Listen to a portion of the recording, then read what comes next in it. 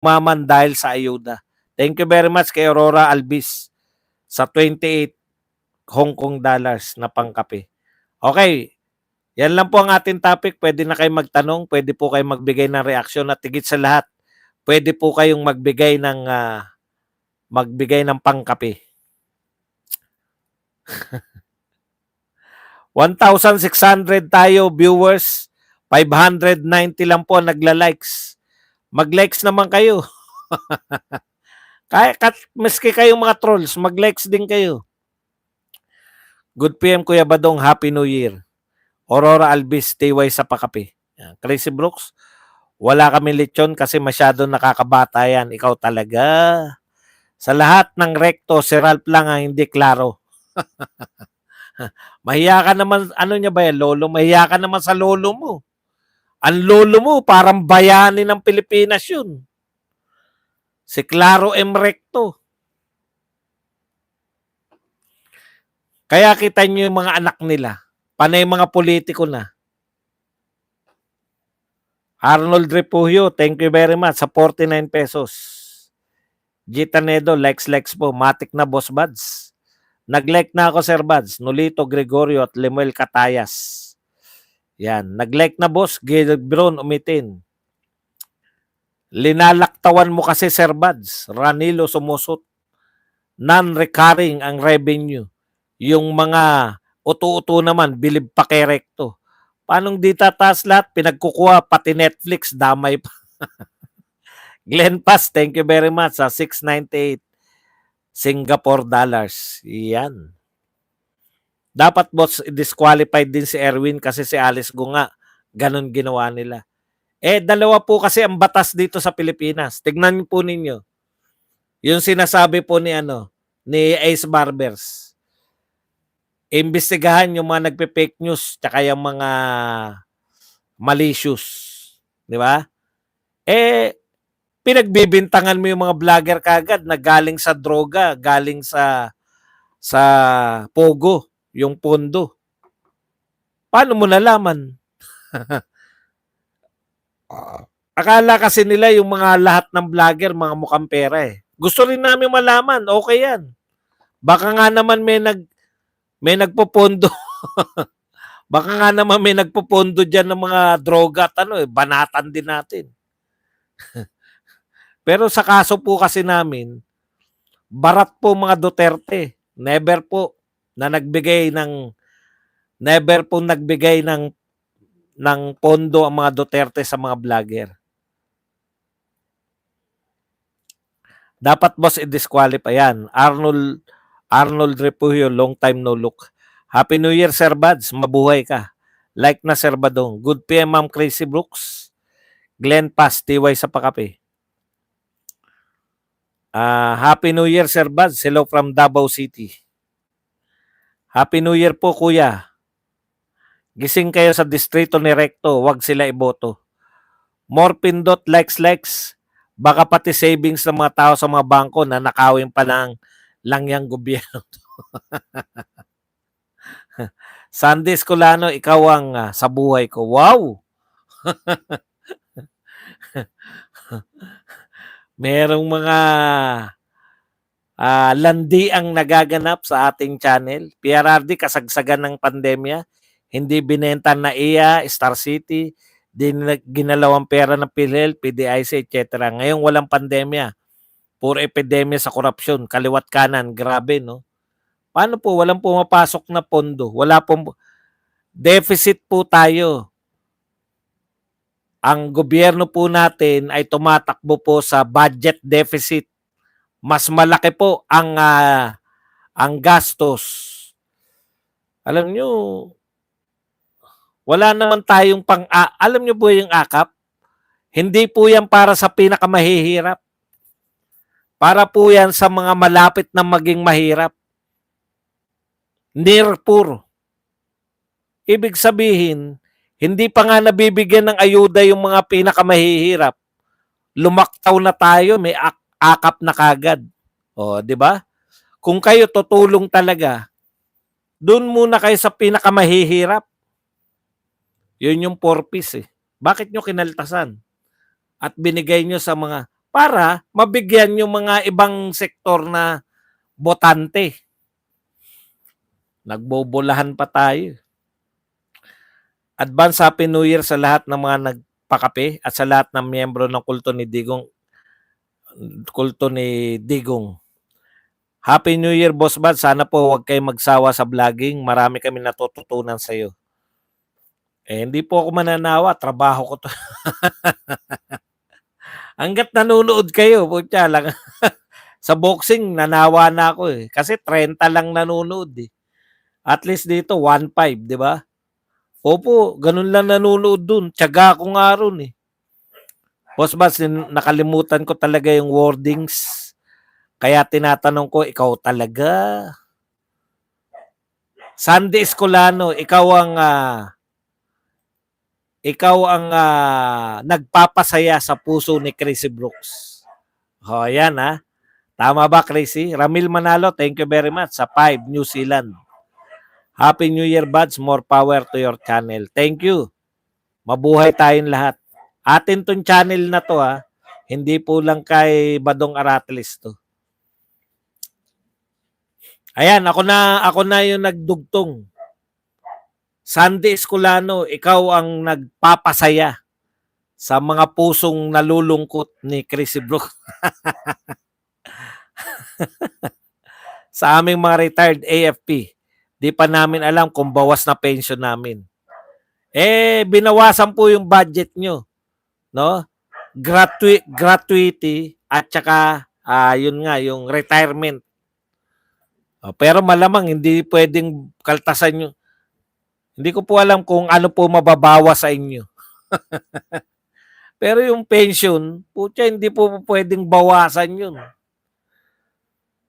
Or hindi kayo tataasan. Ganun lang po yun. Sir, badge yung benefits diretso sa ayuda. Di kaya yaman sa isa o dalawang beses na Patrick ni Romualdez. Correct. Have a blessed and prosperous 2025, Sir Buds. God bless you always. See you next year. Ayan si Ma'am GQ Sherem. Nako, magaling po mag-alaga yan. Walang nakarating na ayuda sa Luzon. Umaangal yung mga taga Luzon. Kaya may talo sila dyan eh. Kasi kahit papano, yung mga nabigyan ng ayuda, teka muna, mahirap nang hindi iboto to, baka mawalan tayo ng ayuda. Pero mas marami po yung hindi nabibigyan ng ayuda eh. Kayo pong hindi nabibigyan ng ayuda, kayo po nagpapaayuda dito sa mga taong nabibigyan ng ayuda. Kaya kung naghihirap po kayo ngayon, aba, ano ba yung binili nyo sa labas? Handa natin. Wow! Kami na nga, nagugutom. Gusto ko nang tirahin yan maya-maya. Siomay. Miss Judge, thank you very much sa 50 pesos. Huwag nang patagalin pa ang pagdurusa nating mga Pilipino bago po magkasisihan sa uli. Happy New Year sa lahat na nandito at sa iyo, Boss Buds. Yan. Naku, mamaya na pala yun, no? Boss Buds, gusto ni Erwin ng Plan B, just in case, matanggal si Bibi Matambi para makatakbo sa US kung magkagulo yung bangag admin sa Pilipinas. JC9 The Who, Caitlin at No Limit Tangere. One Rider Party List, Congressman Gutierrez family business won a tender from TPWH worth 2 billion pesos. Grabe po yan. Kaya pala ganun ka magtanggol ha. Nakita ko rin yan eh. Wala lang nagkukonfirma eh. Di umano. No? Itong pamilya ni Congressman Gutierrez. Pwede naman kasi nilang i-deny yan eh. Imposible naman hindi nila nakikita yan. Totoo ba, Congressman Gutierrez, na kayo ay mga kontraktor? Happy New Year sa lahat ng kulto ni Digong. Alam niyo yun, yung lahat ng malalapit kay ano, kung hindi may kaso, may mga akusasyon, no? Kasi pag ganun po ang mga tao, madaling kontrolin eh. It's either may pabor na binigay sa iyo o kaya oy, mag-likes kayo. 1.5 tayo tapos walang likers. Pag kayo ang pinatawag, Boss Badong, sagutin nyo sila tapos po nag-walkout kayo. Ang sarap siguro mag-walkout, no? Pag sinabing yung hindi ako pwede sumagot, ano ba to? Inimbitan nyo kami rito. Kami po ay resource person.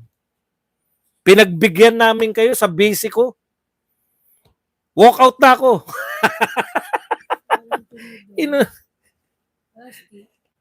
Meron daming stick. Inunahan yung quad, yung mga ano, no? Committee. Mag-iimbestiga kayo. Huwag ka dyan. Matutulo yan eh. Yan. May nasabi.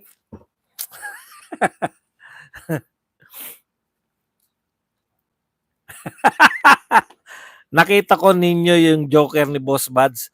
Ngayon ko lang naalala name niya. Di ko pinansin dahil di ko maalala name niya kanina. Kanina sa gate. Wall Mall. Kung si Boss Buds yung nakita ko, tsak, papapix ako. Boss Badong, fake daw yung documents about kay Erwin Tulfo. Wala daw butas ng puncher. Totoo kaya yun? Simple lang naman po yan. Kung makalat na, di ba? Ano ba naman yung sagutin mo? Ako kasi, imposible naman hindi niya alam. Ang dami nilang marami po silang staff, 'di ba? Kung ako lang mag-isa, nakita ko eh. Imposible naman tungkol sa iyo, hindi mo hahanapin. Para napaka-imposible naman nun. Kaya yan, nakita na yan. Kung yan po peke, di magpahayag ka lang ng kasi kung makalat yan eh. Tapos yan ang sitahin nyo. Yung nagpapakalat. Habang hindi po nila sinasagot yan, naniniwala po yung taong bayan na yan po ay totoo. Katunayan, hindi po siya ng commission on appointment. Hindi po siya na-appoint bilang DSWD secretary. Tandaan nyo yan. Nag-executive session sila. Hindi po siya na-appoint. Dami namang katandem niyan si Caitlyn. May PD na nga. Siya may no limit tangere pa. At humihirit ka pa, JC9. Dong, magbagong buhay ka na. Pag nagbagong buhay ako, hindi na ako magba-vlogs. Magagalit maraming tao. Kahit pa paano po, hinihintay po ako ng mga viewers natin. In fairness. Anak, ang sarap po.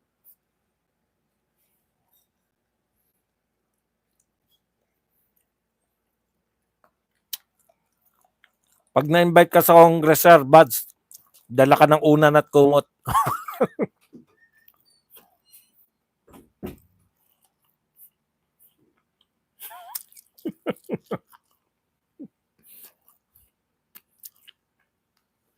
Mendark, ikaw ang tanga mo. Magbago ka mamaya.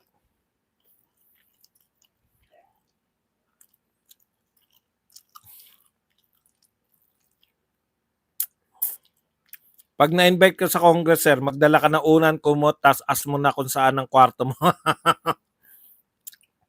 At least may opisina ka na sa Congress, mag-vlog ka na. Pwede kaya mag-vlog doon. Hindi naman siguro ako bilanggo, no? Kaya pwede siguro. Luma na po to. Nakita ko lang kasi narito ako sa quota ko ngayon.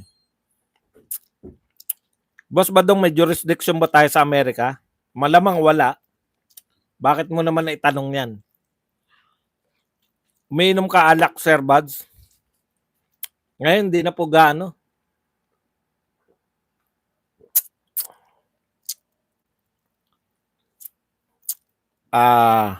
Tiyangkabuto, bye. Ba't nagkape ka agad, nagtampo ka naman agad, Tiyangkabuto. Happy New Year all. Mike the Travelers. Happy New Year sa atin lahat. Mike, hello. Diyan sa Aussie. Bawal CP doon, sir. Puta, yari. Bawal pala CP. Hindi tayo makakapag-vlogs. Wala tayong hanap buhay. Mag-walk out na lang ako.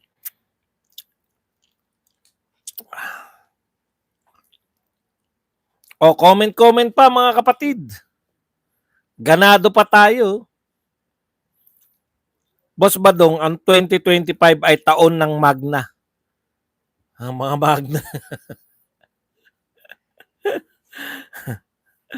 Boss Bads, kung na-invite ka sa HR, umubo ka ng umubo kapag tinanong ka, sabihin may COVID.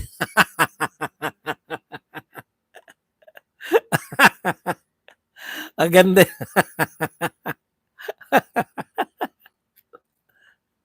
Sisingot ako ng mga ng pusa. Good afternoon, Sir Badong. Boss, dati believe ako sa mga Tulfo. Na yan kasi nakilala ko sila sa style nila na parang si Duterte. Ngayon, wala na. Dehins Bokiki. Happy New Year, boss. Alam nyo ang problema nila, no? Sikat na sikat kasi sila doon sa mga pangmaliitan. Di ba? Doon natin sila nakilala eh. Hindi po natin sinasabi na wala sila natutulungan. In fact, marami po sila natutulungan eh. Yung mga halimbawa, yung mga manggagawa na hindi binibigyan ng mga overtime pay, di ba? Okay naman eh. Wala namang problema. O kaya lang, kung naghangad ka na, masyado kang sumikat, at dahil sa kasikatan mo, naghangad ka na na maging politiko, yun po ang nakakasira, no? Na-expose ka kasi. Ayun po yung problema eh. Once na na-expose ka, doon sa trabaho na hindi mo naman, wala ka namang kakayahan, doon po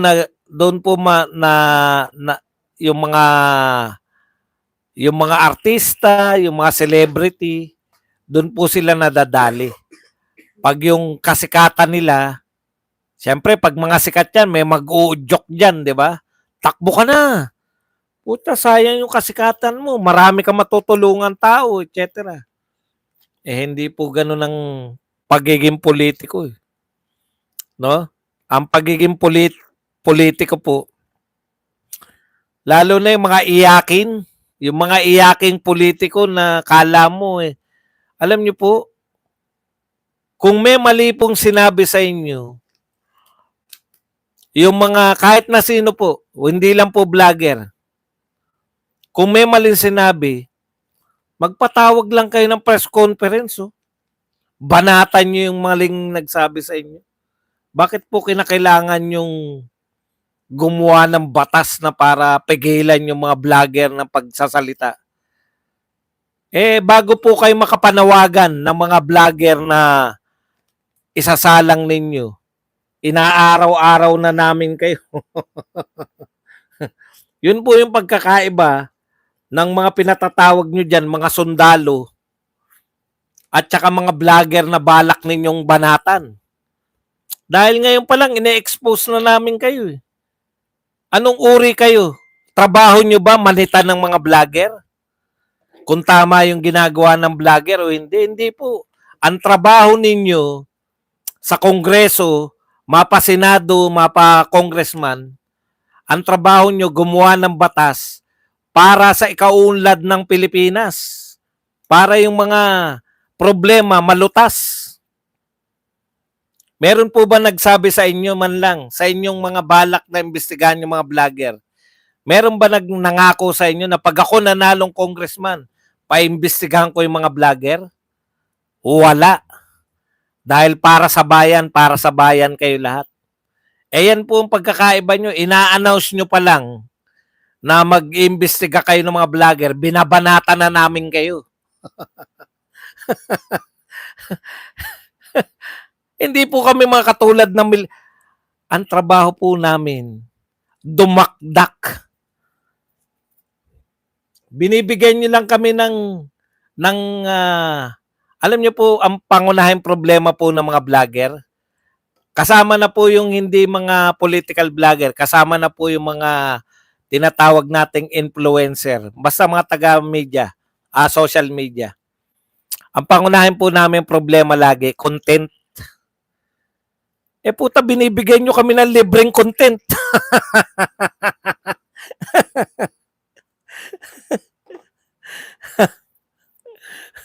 Binibigyan nyo lang kami ng libreng content. Kakasuhan nyo ba kami dahil nagsasabi kami ng totoo? Yung mga sinasabi po namin dito, kami po ay komentarista. Nagko-comment po kami sa balita. Kaya nakakatulong pa kayo sa amin. Imbitahin nyo kami riyan, sisikat pa kami. Sino ba yung badong na yan? Puta, yung mga hindi nakakilala sa akin, bigla akong makikilala ngayon. Ay mahusay pala yung vlogger na yan. Mag-subscribe nga tayo. Ganun po yun. Parang yung si Franz Castro. Sila po yung mga unang nagreklamo nag-file ng impeachment complaint labang kay BP Sara. Ngayon, umaangal si Franz Castro. Nung sinabi ni Tatay Digong, hindi pala si Tatay Digong nag-announce. Si BP Sara, sinabi ni BP Sara na siya, na si Tatay Digong ang isa sa mga magiging abogado niya. Aba, nag-react si Franz Castro. Sabi ni Franz Castro, ito talaga mag-ama na to, gagawin yung grandstanding. Ha? Magpapasikat na naman kayo. Mag-grandstanding na naman kayo mag-ama sa impeachment. Bakit? Sino ba nagsampa ng impeachment sa kanila? Sila? Sinampahan ba ni Digong na impeachment yung anak niya? Ano sinasabi niyong grandstanding? Natakot po sila sa sarili nilang multo. Natakot po sila sa sarili nilang multo. Eh, ang epekto pala, masisikat pa eh. Wala pa pong impeachment ha. Eh, si Tatay Digong, kontrolado nyo pa. Inyo pang investigasyon yun. Hindi na kayo nakapalag kay Tatay Digong eh. Kay BP Sara, nakakapalag ba kayo tuwing guess nyo si BP Sara? Sinabihan nyo na ng pusit kahit na ano, wala pa rin kayo. Shiminet pa rin kayo. Tapos, impeachment? Pucha, may karapatan silang batikusin kayo. Banatan yung mga...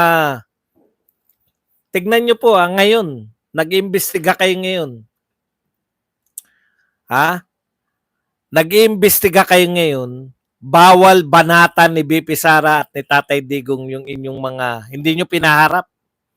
Yung mga nag-aakusa sa kanila. Hindi nila mabanatan. Sa impeachment, pwede nilang banatan yung mga testigo laban sa kanila. Oh, grandstanding tawag nyo doon? Tama. Kasalanan ba nila yun? No, sikat sila? At sisikat pa sila lalo? Kayo nagbigay ng plataforma sa kanila. O, tignan nyo. Ang gagawin nyo sa amin, konti lang nakakilala kay Badong Aratilis. Pero once na inimbitahan nyo kami riyan, puta. Di ba? Na-imagine nyo ba kung ganong kasikatan ang dadalhin sa akin ng lintik na ano na yan? Na kala nyo, tuwan-tuwa kami riyan. Dakdakan yan eh. Arena namin.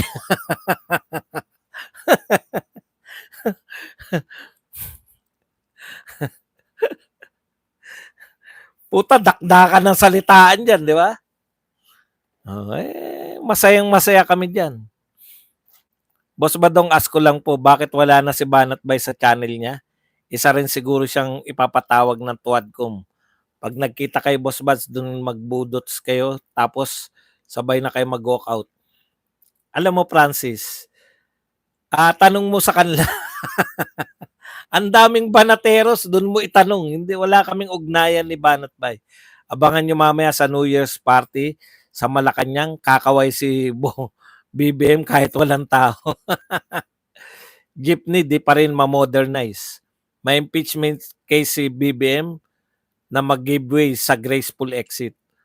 Manunod ako, ataw-ataw ng hearing pag nagkataon ipatawag ka, Sir Buds. Paghandaan natin yan, opening statement pa lang, puta, yari. Teka po, akala ko ba pinayagan niyo ako mag-opening statement?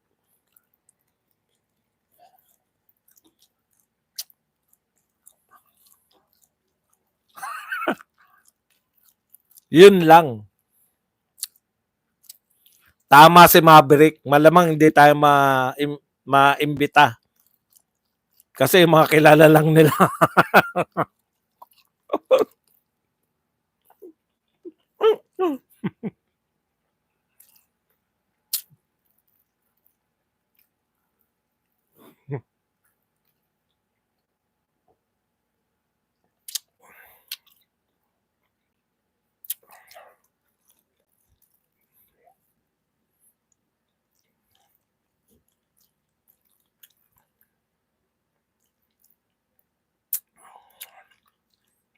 O, tama yan.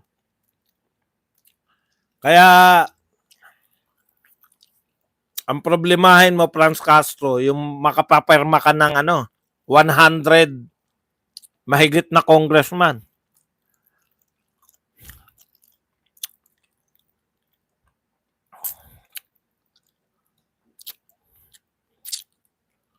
Hindi, malamang hindi ako imbitahan kasi hindi ako sikat. Siyempre, yung mga kilala nila, imbitahan nila.